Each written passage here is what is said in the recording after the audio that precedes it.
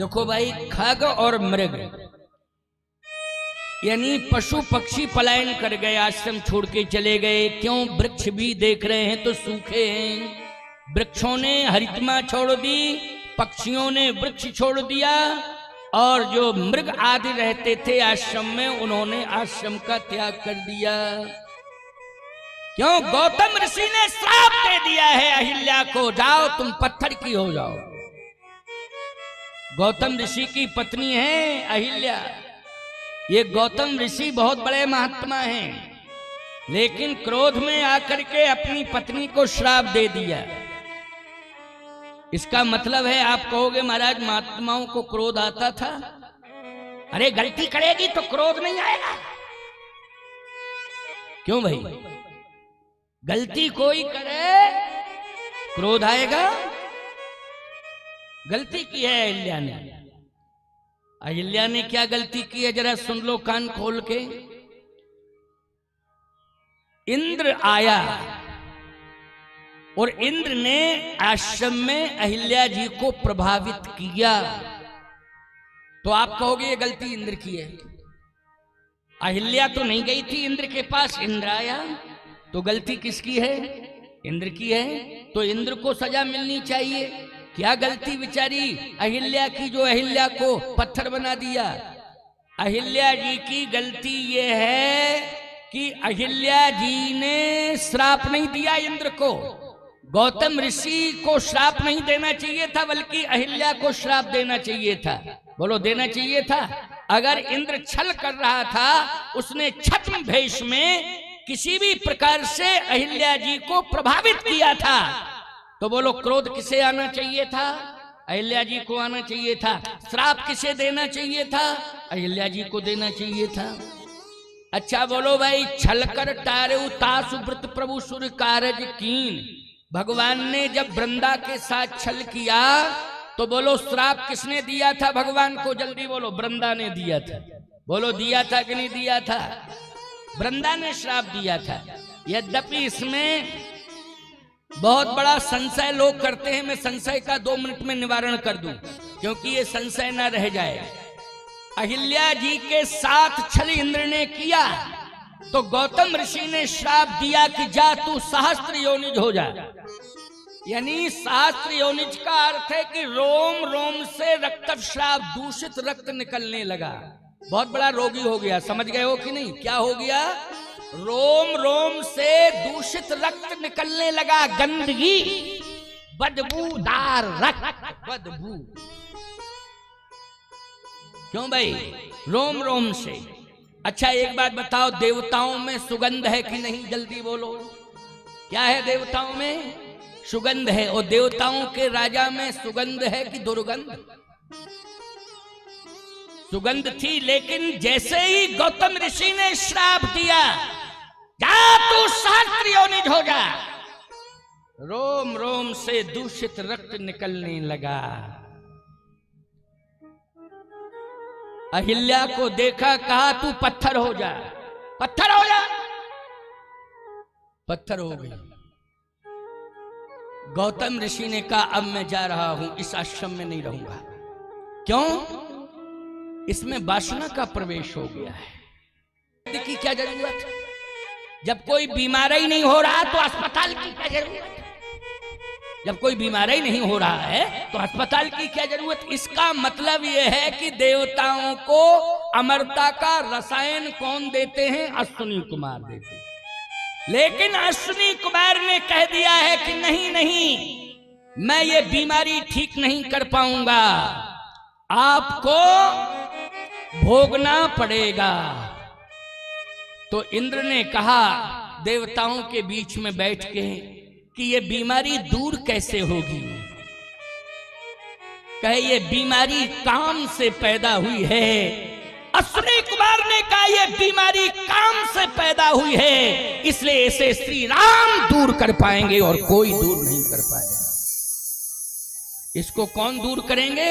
श्री राम दूर करेंगे।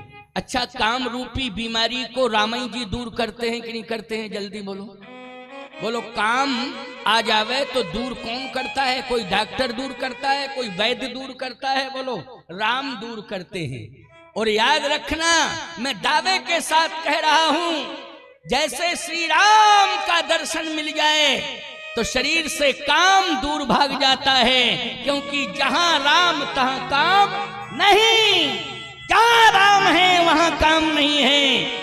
लेकिन मैं एक बात कहना चाहता हूं, कलयुग में मैं दावे के साथ कह रहा हूं, चैलेंज के साथ कह रहा हूं, जो नित्य रामचरितमानस को पढ़ेगा उसके जीवन से काम दूर हो जाएगा। ये मैं दावे के साथ कह रहा हूं। गारंटी ये है कि रामचरितमानस को रोज पढ़ना पड़ेगा। बोलो, रामचरितमानस को पढ़ने वाला काम से दूर रहेगा कि नहीं रहेगा? काम से दूर होगा। इसलिए दूर होगा क्योंकि इसमें राम का चरित्र भरा है। क्या भरा है? राम का चरित्र भरा है। इसलिए राम रसायन, बोलो क्या है इसमें? रामायण में राम रसायन है। और बोलो, राम रसायन से काम दूर होगा कि नहीं होगा? काम दूर होगा। हनुमान जी महाराज जितेंद्रिय हैं, काम कोसों दूर रहता है। क्यों? बोले, राम रसायन तुम्हारे पासा, और सदा रहो रघुपति के दासा। राम रसायन तुम्हारे पासा। और बोलो, रामचरितमानस में क्या भरा है? राम रसायन भरा हुआ है। राम जी दर्शन देंगे, एक बार दृष्टि पड़ जाएगी राम की तेरे शरीर पर, तो तेरी बीमारी दूर हो जाएगी। अब ये इंतजार कर रहा है कि राम जी कहां मिलेंगे, कहां मिलेंगे। तो देवताओं ने बताया, मिथिला जा रहे हैं, मिथिला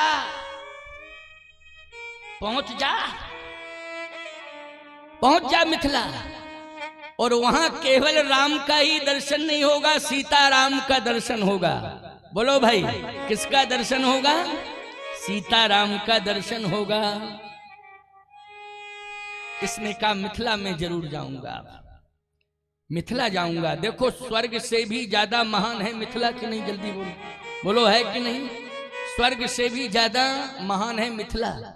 लेकिन आप कहोगे महाराज, इस समय हम अगर राजस्व रिकॉर्ड में देखें तो मिथिला यहाँ से 1000 किलोमीटर दूर है।